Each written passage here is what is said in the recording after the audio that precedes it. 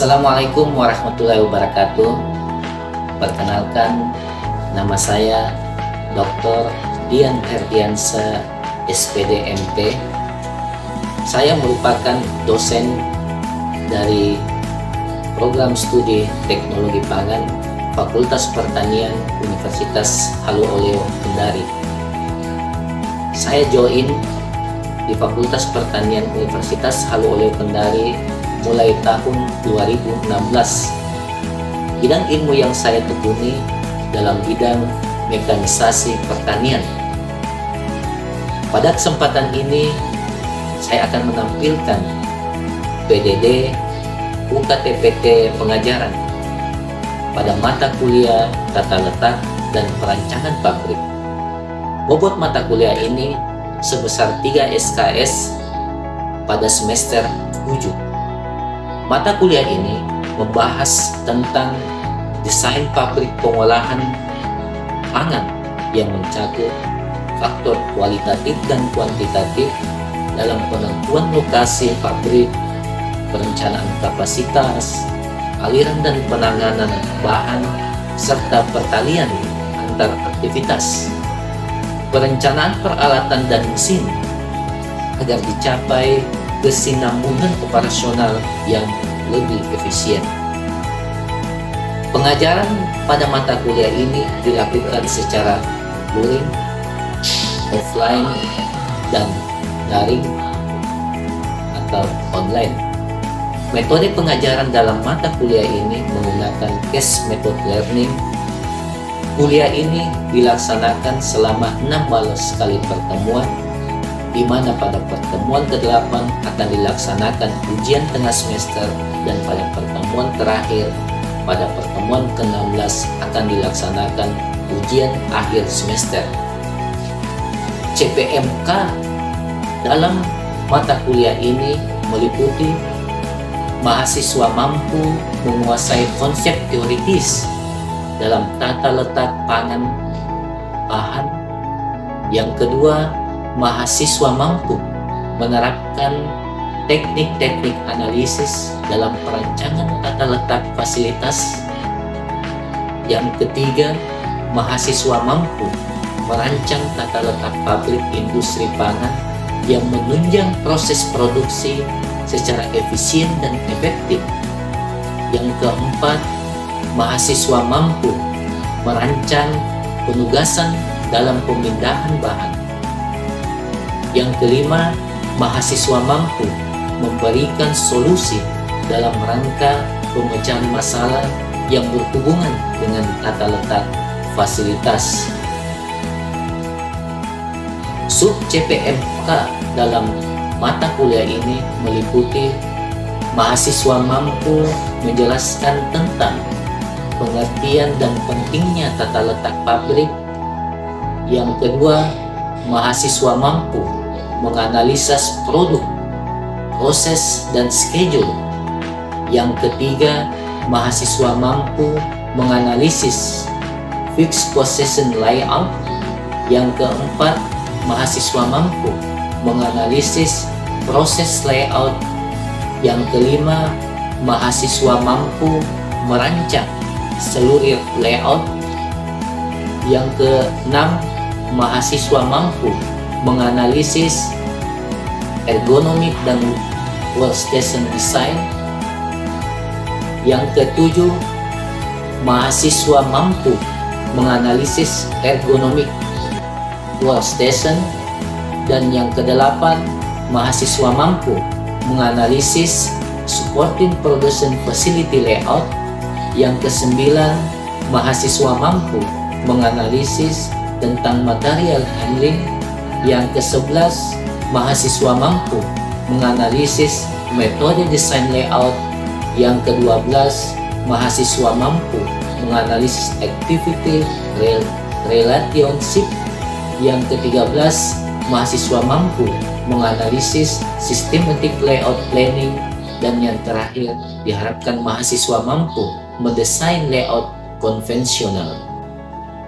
Kegiatan selanjutnya kami akan menampilkan micro teaching yang kami laksanakan untuk mata kuliah tata letak dan perancangan pabrik di dalam kelas. Assalamualaikum warahmatullahi wabarakatuh. Waalaikumsalam warahmatullahi wabarakatuh. Selamat pagi. Pagi, Pak. Ya. Hari ini kita akan mempelajari khususnya untuk mata kuliah tata letak dan perencanaan pabrik. Ya, untuk mata kuliah tata letak dan perencanaan pabrik, kontrak perkuliahannya jadi ada sekitar 16 kali pertemuan. Nanti pada pertemuan ke-8 akan dilaksanakan mid semester, dan pertemuan ke-16 akan diadakan ujian akhir semester. Untuk penilaiannya nanti diperoleh dari keaktifan mahasiswa, yang kedua tugas yang diberikan sama dosen, kemudian nilai mid semester, begitu juga untuk nilai akhir. Itu yang secara garis besar kontrak perkuliahannya dari 16 kali pertemuannya. Harapannya nanti sekitar 80% kalau bisa aktif atau hadir untuk mengikuti mata kuliah tata letak dan perencanaan pabrik.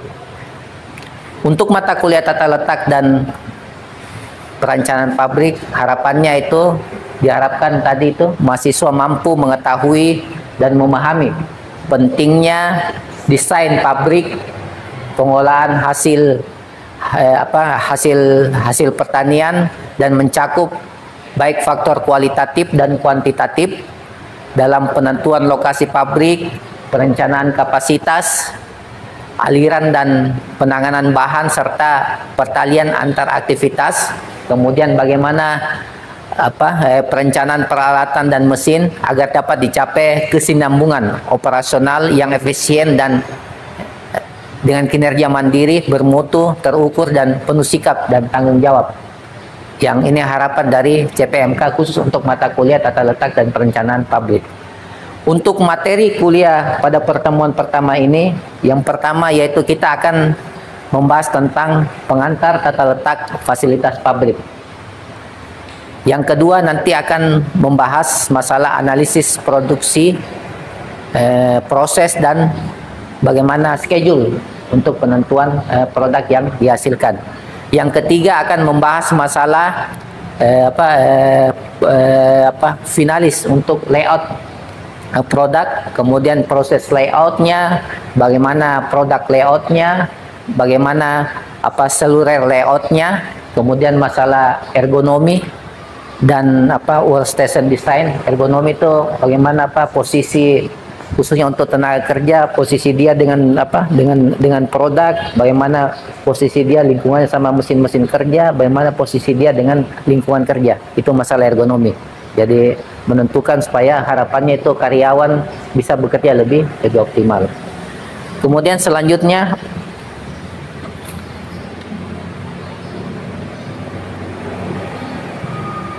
ya, kita akan membahas masalah material flow, aliran dari barang, baik dari perusahaan sampai dia ke konsumen. Kemudian bahas masalah metode desain layout. Jadi layout itu harapannya produk yang produk atau mesin-mesin yang ada di lokasi pabrik itu bisa lebih efisien dan efektif. Maksudnya para karyawan jika dia bekerja bisa lebih efisien. Ya, pada saat dia contohnya kayak dia mencuci tangan, dia tidak mesti harus ke lantai 2 lagi, tapi fasilitas di lantai 1 sudah disiapkan. Begitu juga alat-alat mesin-mesin dari bahan baku sampai mesinnya, kalau bisa dia seefektif mungkin bisa dijangkau untuk khususnya untuk tenaga kerja. Itu harapannya dari desain layout. Begitu juga activity relationship, kemudian sistem layout planting, kemudian membahas juga masalah desain layout secara konvensional. Ini yang secara garis besar. Kemudian membahas juga tentang apa sih itu pengertian dan tata letak fasilitas pabrik. Mungkin saudari Nabila bisa ini secara umum. Baik, terima kasih, Pak. Menurut saya tata letak pabrik itu biasa disebut juga sebagai tata letak fasilitas, adalah tata cara pengaturan fasilitas pabrik untuk menunjang. Stop dulu. Jadi artinya dia pengaturan. Ya, jadi tata letak artinya berbicara tentang pengaturan. Kedua, untuk penempatan mesin atau fasilitas iya. lain. Jadi secara garis besarnya dia membahas masalah pengaturan sama tata letak baik mesin. Harapannya itu tadi karyawan bisa lebih mobile. Jadi dia bergerak mau pindah ke mesin 1 dan mesin 2 bisa lebih lebih bebas dia beraktivitas. Itu saja secara besar ya. Ya, jadi secara garis besar, jadi pengertian dari tata letak dan fasilitas pabrik itu kumpulan unsur-unsur fisik yang diatur memiliki aturan atau logika tertentu. Logika tertentu itu artinya memang posisinya sesuai alat-alat yang akan dimanfaatkan. Kemudian tata letak fasilitas yaitu bagian perancangan fasilitas yang lebih fokus pada pengaturan unsur-unsur fisik. Kemudian unsur-unsur fisik dapat berupa tadi, baik berupa mesin, peralatan, meja, itu meja tadi, meja kerja, bangunan. Bangunan juga harus disiapkan dan berbagai hal. Jadi dari mesinnya, peralatannya, sama bangunannya. Ya. Konsekuensinya kalau di tempat baik dari perusahaan-perusahaan besar itu dia sudah menyiapkan mana lokasi pabriknya, di mana lokasi untuk para pekerjanya, kemudian pekerja, kemudian juga diharapannya itu lokasi pabrik disiapkan fasilitas untuk sanitasi. Ya, begitu juga amdalnya harus diperhatikan. Ya, bagaimana limbah dari perusahaan tersebut, pabrik tersebut tidak masuk ke sungai tapi bisa dimanfaatkan langsung maksudnya bisa digunakan oleh masyarakat, tetapi dia tidak memberikan dampak yang besar. Minimal dia disortir dulu. Harapannya limbah air dari pabrik yang berproduksi itu tidak menyebabkan dampak yang lebih besar, khususnya untuk masyarakat yang ada di sekitar perusahaan tersebut. Makanya sekarang Pemda itu untuk menempatkan posisi di mana tempat pemukiman, di mana tempat lokasi industri itu sudah ada dalam rancangan dari desain dari suatu pemerintahan kabupaten, baik kota maupun provinsi. Jadi wilayah-wilayah yang sudah ditentukan. Selanjutnya, ya, aturan atau logika tadi pengaturan dapat berupa ketetapan fungsi tujuan tadi, misalnya total jarak, kemudian total biaya sama perpindahan barangnya. Ya. Jelas kita harus memperhatikan bagaimana produk dari bahan baku yang kita siapkan sampai ke tempat industri betul-betul ini jaraknya tidak berjauhan. Ya. Karena kalau jaraknya berjauhan itu bisa ini juga cost yang besar, kemudian bisa tidak efektif. Ya. Jadi harapannya perusahaan itu kalau bisa bahan baku itu tidak yang disiapkan di gudang betul-betul juga tetap dikontrol, supaya karena bahan bakunya kan biasanya ada masa kadaluarsanya. Ya, betul-betul dikontrol. Harapannya nanti itu bahan baku yang digunakan oleh perusahaan betul-betul bisa lebih efektif. Kemudian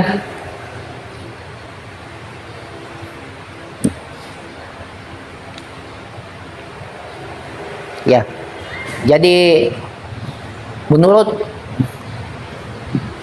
Wijosoeroto tahun 2009 menyatakan bahwa letak fasilitas merupakan tata cara pengaturan fasilitas-fasilitas pabrik guna menunjang kelancaran proses produksi.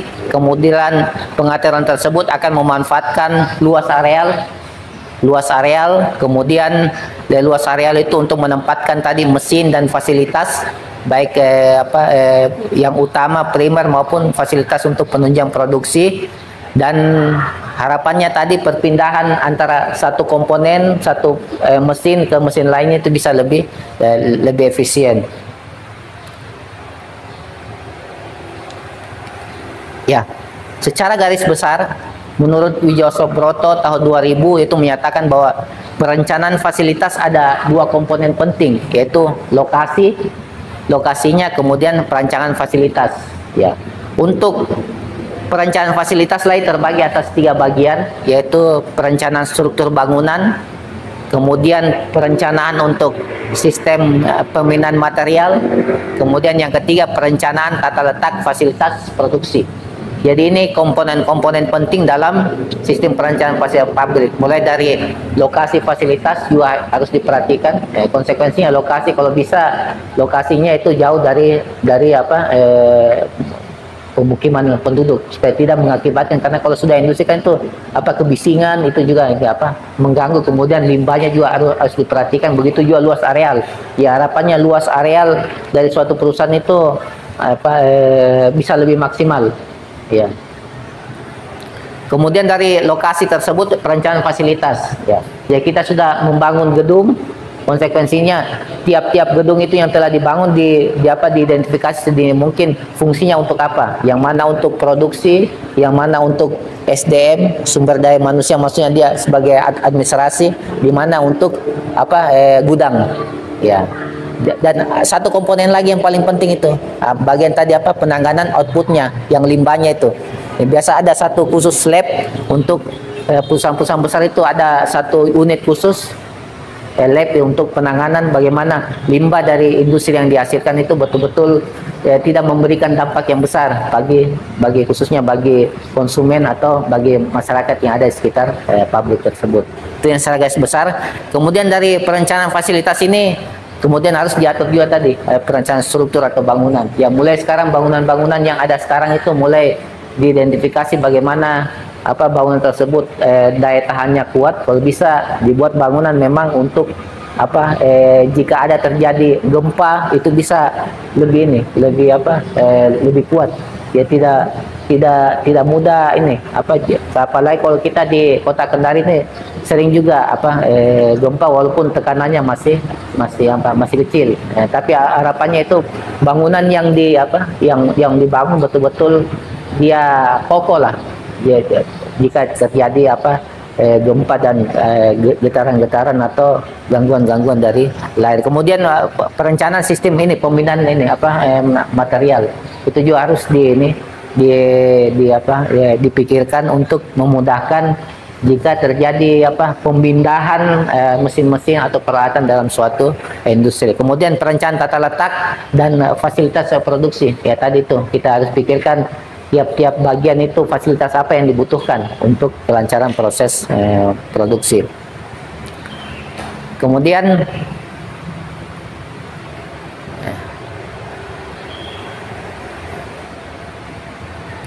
untuk tata letak fasilitas sendiri itu lebih memang difokuskan pada pengaturan unsur-unsur fisiknya. Sedang unsur-unsur fisiknya tadi kita sudah jelaskan tentang tentang mesin, peralatan, meja, bangunan, dan sebagainya.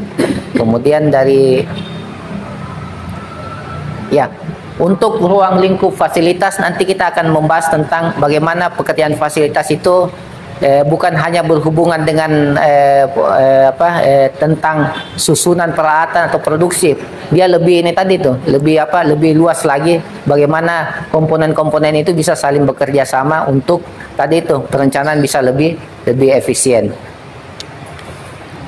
Ya, untuk ruang lingkupnya tadi itu mulai dari harus dipikirkan itu mulai dari pengangkutannya, kemudian penerimaannya, dia pengangkutan dia berhubungan sama transportasi. Ya. Kemudian yang ketiga masalah gudang untuk penyimpanan bahan bakunya. Yang keempat produksi. Kemudian yang kelima masalah perakitan. Kemudian juga harus dipikirkan masalah pengemasan dan pengepakan produknya. Kemudian yang ketujuh pemindahan barang. Dan yang ke-8 masalah pelayanan pegawai. Jadi harapannya nanti selain bukan hanya diperhatikan mesin dan peralatannya, harapannya juga pegawainya itu kalau bisa didaftarkan di BPJS. Ya, jadi pada saat dia bekerja bisa lebih aman. Ya, karena dia juga harus pikirkan keluarganya di rumah ya. Yaitu yang harus perlu diperhatikan oleh perusahaan. Jadi sekarang sudah ada BPJS untuk tenaga kerja. Ya. dari pelayanan pegawai, kemudian kegiatan produksi penunjang, kemudian tadi masih berhubungan sama pegudangan, kemudian pengiriman, kantor juga fasilitas kantornya, kemudian tadi lahan dan lokasi dan konsekuensinya juga masalah keamanan. Jadi banyak perusahaan-perusahaan besar sekarang sudah masalah keamanan. Jadi biasanya kita masuk ke perusahaan tersebut biasanya sudah di depan gudang atau depan kantor itu sudah ada penjaganya atau satpamnya untuk mengidentifikasi bahwa tujuannya apa datangnya. Kalau saya pernah mengikuti atau pernah mengadakan praktik di PT Aneka Tambang itu, kalau kita masuk itu mulai dari helm, tanda pengenal sampai sepatu kerja itu perlu diperhatikan. Jadi kalau tidak sesuai, biasanya kita walaupun kita karyawan situ biasanya tidak diberikan kesempatan untuk masuk karena dia juga memperhatikan safety dari karyawannya. Untuk garis besarnya. Kemudian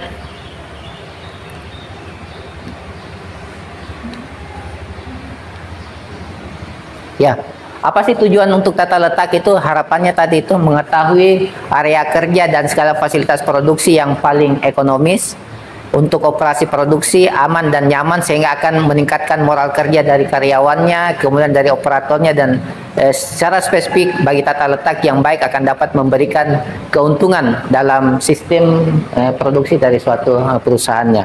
Ya itulah secara garis besar pengertian kemudian tujuan dari tata letak untuk tata letak pabrik yang akan didesain untuk pengembangan dan kemajuan dari pabrik yang akan kita kembangkan. Itu secara besar. Sebelum saya akhiri, mungkin kita diskusi tadi. Ida masih ingat tadi apa tentang tata letak, pengertiannya apa tadi? Jadi untuk tata letak fasilitas itu Pak, pengumpulan unsur-unsur fisik yang diatur mengikuti aturan atau limit tertentu Pak. Unsur-unsur fisik maksudnya apa kalau fisik? Ya, seperti bangunan. Ya, seperti bangunan. Iya. Mesin. Iya. Mesin perusahaan. Iya. Kalau Sirti untuk tata letak ya, oh iya. Jadi tata letak pabrik menurut saya itu tata letak tata cara bagaimana membuat suatu rancangan pabrik dengan mengatur fasilitas yang direncana sehingga akan menghasilkan kegiatan produksi yang lancar. Ya, jadi sudah bagus tadi jawab oleh temannya bahwa harapannya perusahaan itu untuk pengaturan tata letak dan perencanaan pabrik itu perusahaan bisa bekerja lebih efisien dan efektif. Ya, oke, itulah ini untuk pertemuan pertama untuk mata kuliah tata letak dan perencanaan pabrik. Sebelum saya akhiri, nanti saya akan memberikan tugas di rumah, bisa dicatat. Ya, yaitu membuat makalah tentang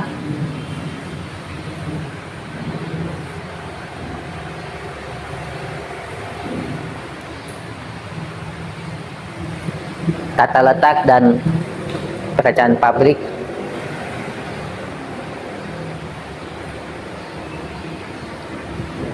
Yang insya Allah akan kita diskusikan nanti di pertemuan selanjutnya.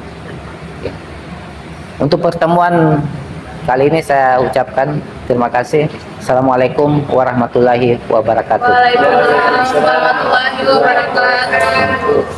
Demikianlah kegiatan PDD PT pengajaran